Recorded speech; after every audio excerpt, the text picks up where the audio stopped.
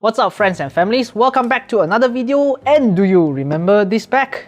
Well, if you don't, then perhaps you should go visit the Why Buy Expensive Keyboards video and you know what this bag means. Or even better, why is this bag here again? If you already know what is this bag, then yes, I love the Frog TKL so much I went ahead and I bought another one. Whew, one like one prayer for my wallet. But for today's unit, it is a bit different as it comes with a color that I really wanted in a high-end keyboard for quite a time, which is the burgundy color. And those who have watched the video I mentioned will know that the board is Windkiller's F13 while this one is Winkey F12. Anyway, this video, in contrast to the last one, is more detailed in talking about the things of the Frog itself, so you can treat it as a proper review. So let's get to it.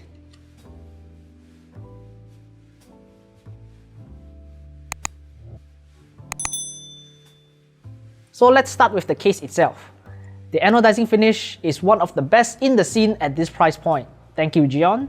The side contour has a simple curve that can act as a handle in case you want to move it around, and the bottom weight specifically for the burgundy case is in this natural brass color, which creates quite a striking contrast. The case is encased with these hex screws, 3 long and 3 short, and the inside hosts yet another weight, which means this is quite a hefty board as it has an internal and external weight together.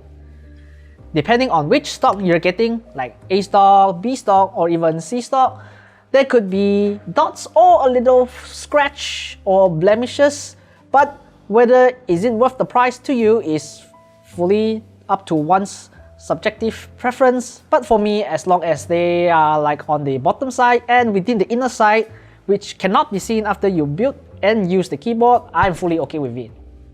Now let's talk about the mounting style. As mentioned in the previous video, the Frog uses these tadpole mounting points and goes into the top plate, which makes it an isolated top mount style. With this, you get less metal on metal contact, therefore less pinging and slightly improved typing feel, as the silicone mounting point kind of provides a little bit of cushioning when being pressed against. And if you have the extra money, you can also opt for different hardness as well, ranging from 50A, 60A, 70A, 80A, which is the default, and also 90A by getting them as extra top-ups in your order. And for the plate, this is the default leaf spring plate, which cuts out the outer rim for a more flexible mounting points, but if you want to, that's lots of other options. Half plate for solder PCB, full plates for any kind of PCB, no cut plates, and you also have other materials like FR4 and PC. Be my guest and pick whatever you like.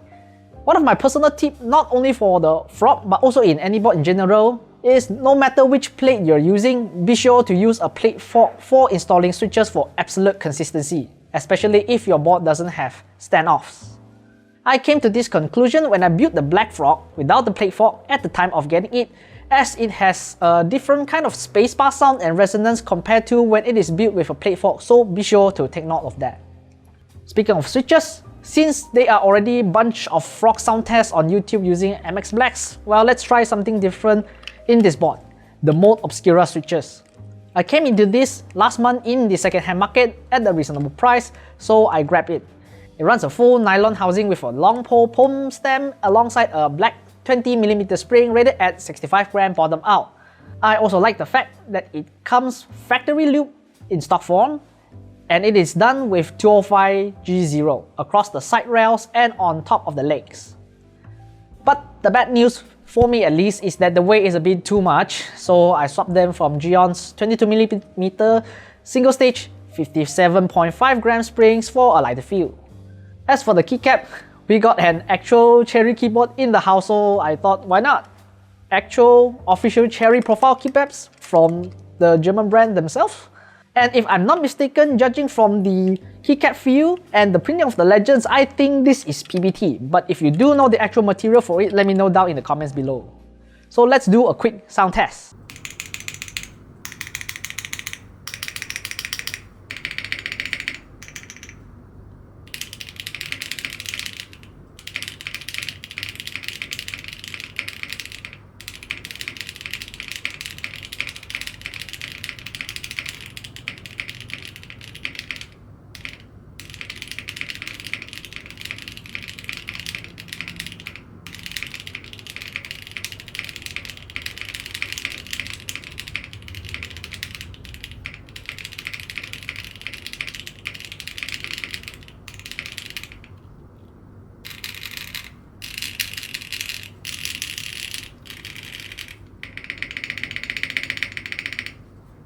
When I first tried the Obscurus on this, I did not expect the spacebar to be this deep.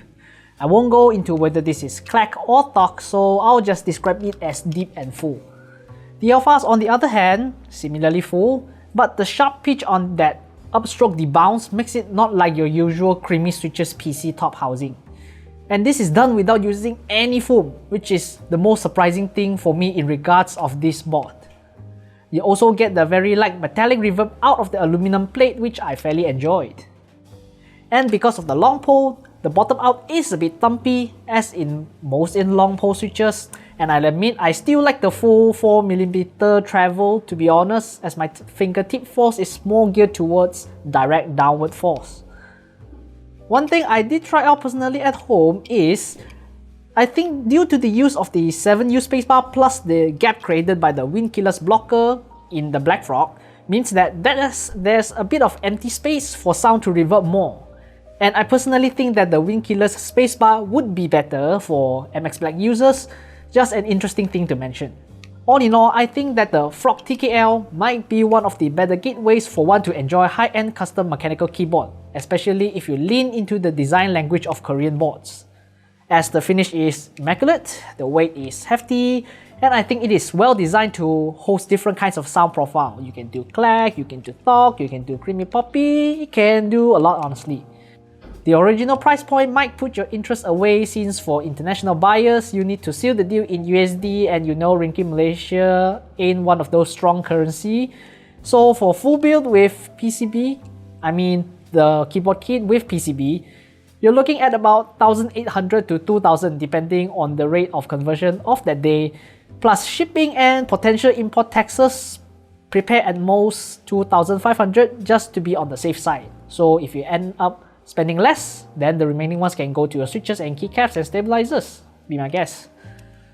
So I recommend you to find a good unit without much external defects at a good price in the second-hand market, since frogs in Malaysia are not that uncommon from the get-go, so you can just go and browse some Carousel or anything.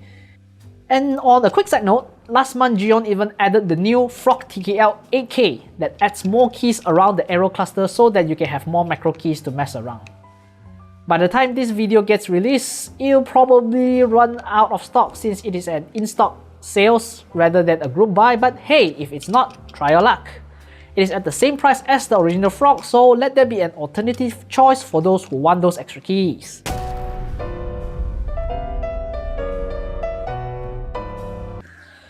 But judging from his Discord post, he'll most likely discontinue the original someday in the future, but will that drive up the scarcity of the board and also its price? Well, only time can tell. So yeah, that's all for this video, and if you have any questions, leave down in the comments below and I'll get to you. And see you in the next one. Peace.